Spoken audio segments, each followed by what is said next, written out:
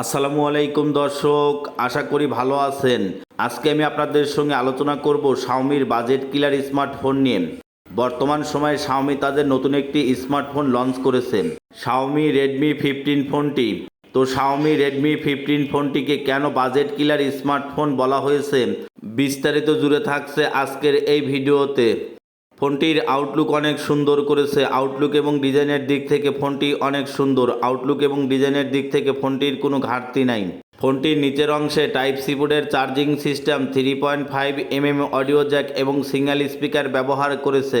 Single speaker ব্যবহার করলেও কিন্তু 300% প্লাস ভলিউম আউটপুট করিবে। আর 300% প্লাস ভলিউম আউটপুট করায় মনেই হবে না যে সিঙ্গেল স্পিকার ব্যবহার করিতেছি। ফোনটিতে 6.9 ইঞ্চির full HD plus IPS LCD প্যানেলের পাঞ্চুয়াল কাটআউট যুক্ত 144 হার্টজের ডিসপ্লে ব্যবহার করেছে, যার রেজলিউশন হিসেবে ব্যবহার করেছে 1080x2400 রেজলিউশন। এবং ডিসপ্লেতে 144 হার্টজের রিফ্রেশ রেট ব্যবহার করায় ফেসবুক মেসেঞ্জার ব্রাউজ করার ক্ষেত্রে স্মুথলি কাজ করিবে। তবে কিন্তু খুবই কম সংখ্যক ফোন থাকছে মার্কেটে যে ফোনগুলোতেই 144 হার্টজের ডিসপ্লে রিফ্রেশ রেট ব্যবহার করেছে।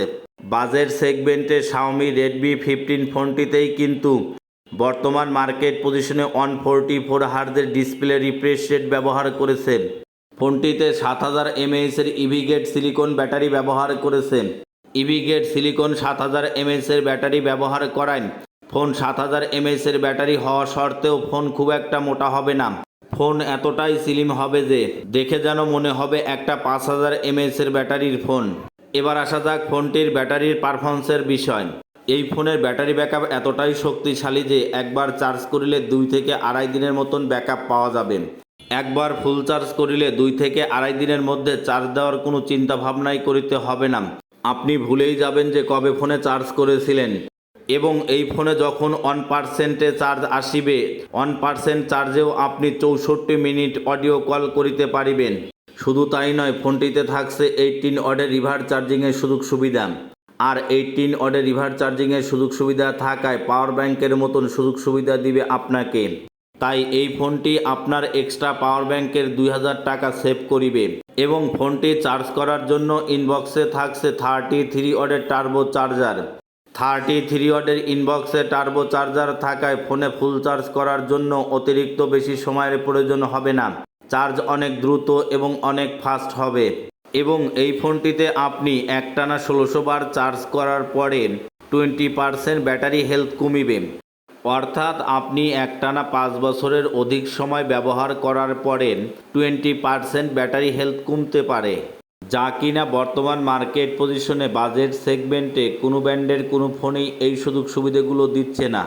যে কারণে ফোনটিকে বাজেট কিলার স্মার্টফোন বলা হয়েছে। কারণ বাজেট সেগমেন্টে ব্যাটারি ব্যাকআপ এবং রিভার্স চার্জিংয়ের দিক থেকে ফোনটি সব দিক থেকেই এগিয়ে থাকছে। ফোনটিতে 50 মেগাপিক্সেলের ডুয়েল ক্যামেরা সেটআপ ব্যবহার করেছে, যার মেইন ক্যামেরা হিসেবে 50 মেগাপিক্সেলের ক্যামেরা ব্যবহার করেছে।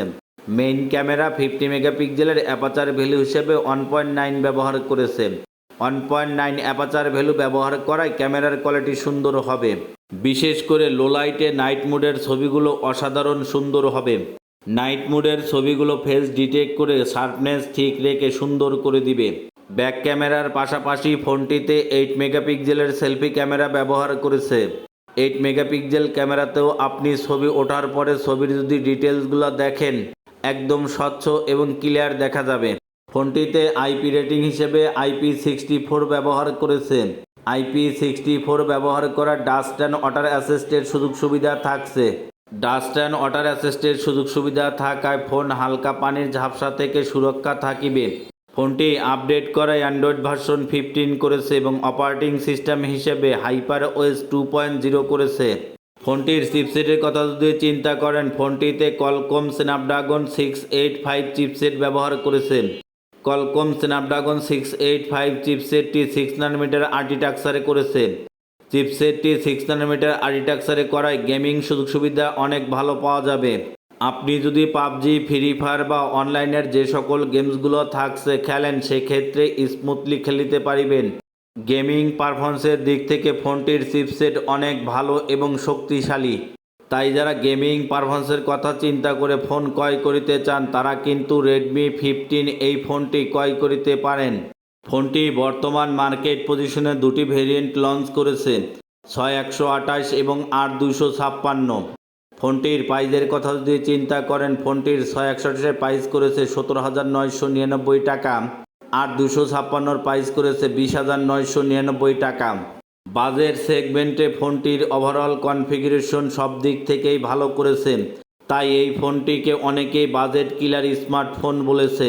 তো বন্ধুরা, ফোনটির ওভারঅল কনফিগারেশন আপনাদের কাছে কেমন লেগেছে অবশ্যই কমেন্টে জানাতে ভুলবেন না, এবং এমন অনেক নতুন নতুন ভিডিও পেতে চ্যানেলটি সাবস্ক্রাইব করে পাশে থাকা বেল আইকনটি বাজিয়ে দিন।